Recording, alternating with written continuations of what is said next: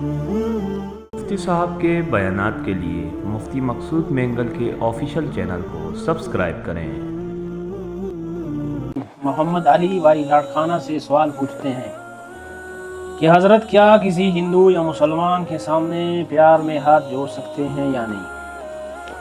یہ جو یہاں پر ہندو اور بہت سارے جب یہاں اکٹھے ہم رہتے تھے تو کچھ ایسی چیزیں جو مسلمانوں میں بھی وہاں سے گھس آئی ہیں۔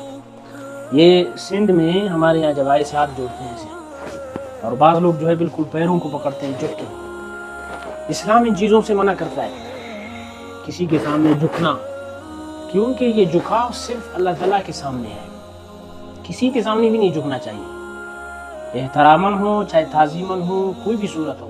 جھکنے کا جو عمل ہے وہ صرف اور صرف خالصتاً اللہ تعالیٰ کی۔ یہ شرک کا اسٹارٹنگ ہے، یہاں سے آپ شرک شروع کر رہے ہو۔ یہ جھکنے والا عمل شروع ہوگا آہستہ آہستہ، بس یہ چیز پہ چلتی چلتی بس سجدے تک جائے گا اور رکوع تک پہنچے گا۔